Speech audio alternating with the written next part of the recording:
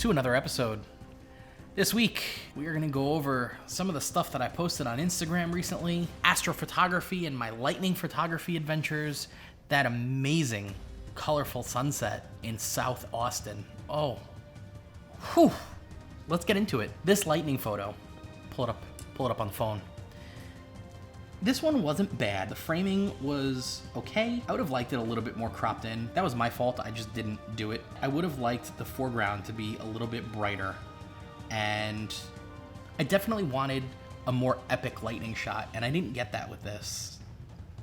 So I was kind of bummed out because this cool shot that I had gotten didn't do what I wanted it to do. I was kind of bummed out. Earlier in the day, I had gotten a sunset photo, which you'll see here, and I was really excited with that. I thought that that was a real beautiful sunset looking west and just super colorful and very vibrant, and that was zero editing. That was straight out of camera, just like that. The next one was my take 2 of the storm, and the second night, I wasn't really planning on going back out again because I was kind of disappointed with the first night. Then the second night happened, and I said, you know what, let me go outside. I looked out the window, and as I looked out the window, there was this huge bolt of lightning that just came crashing right through the middle of the sky. I mean, this gigantic bolt took up the entire frame of the sky that I could see. It was amazing.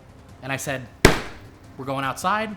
We are setting the camera up. We are trying to catch this. So I went out, I changed a couple of settings on my cameras to try to get more of what I wanted to get. The final result was this. So this is a composite 4 lightning strikes. I am ecstatic about this one. The entire sky is lit up. I have these lightning bolts that crawl across the sky, and I was very happy with this. If I had any critiques on it, I probably should have cropped it in a little bit more just to make everything kind of a little bit bigger. I mean, I'm happy with this. If you have any questions, comments, criticism, by all means, comment below. We'll talk. That lightning bolt that's on the right side, that whole strike with all those fingers and everything, I mean, that is what I wanted the night before. I wanted some big crawling lightning because I had seen it. I just couldn't capture it. That night, I caught it, which was awesome. The next day, there was another storm. And I said, you know what, I gotta go outside. I gotta see what I can get. So I had gone outside, I'd set up my camera. The lightning was more of just flashes of light versus lightning bolts. The lightning bolts that were happening were kind of getting covered by clouds that were in front of it. So I couldn't get what I wanted. And then I started noticing that it was raining, and it was kind of raining with heavy winds. So an area where I normally wouldn't get wet, which is down below on my first staircase landing. Normally, I'm fine there. But if you have driving rain, everything gets wet. And since my camera's not weather sealed, I don't want to risk getting it damaged due to water. So I had backed up a little, and that wasn't helping. I was still getting wet, and I said, you know what, before my camera gets messed up, let me find another option. So I had gone up the stairs further. I had framed a tighter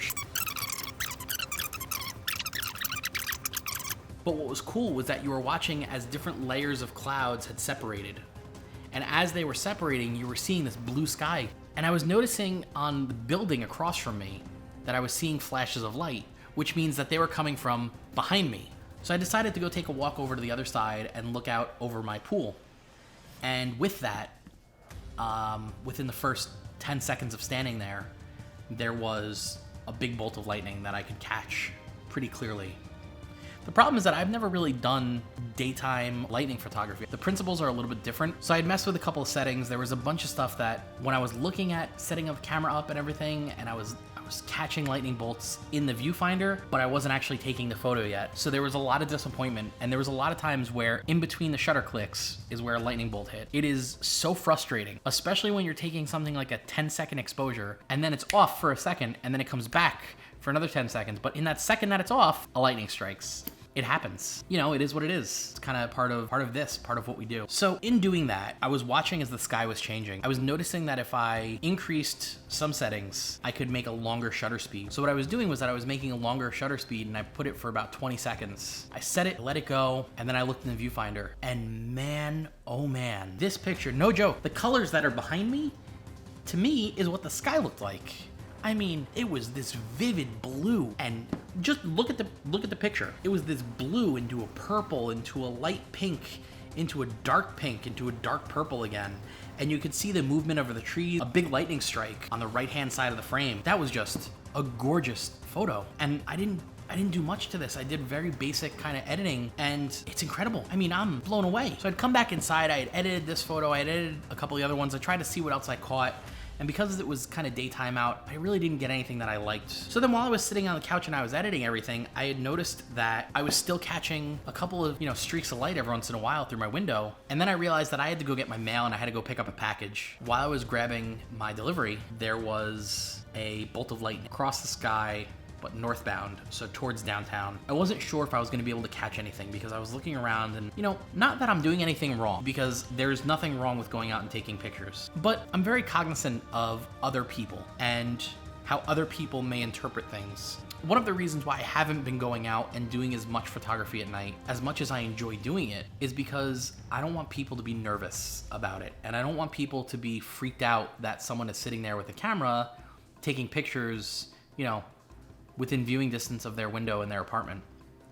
So I try to be pretty cognizant of where I am pointing the camera and what's in frame. And the idea is that if I can build up a little portfolio, like a mini portfolio of what I do, that if anyone ever comes and asks me questions, I can show them on my phone. I can just pull it up and show them, this is what I've caught the last couple of nights or the last couple of storms or whatever it is. And eventually over time, more and more people are gonna realize what I'm doing and they're not gonna bother me. And it's funny, I've lived here for almost a year now. I don't know most of my neighbors.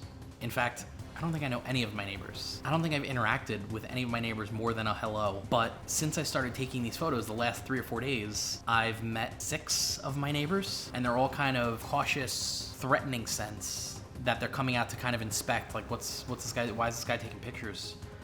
And it's funny because my downstairs neighbor, my back is to them.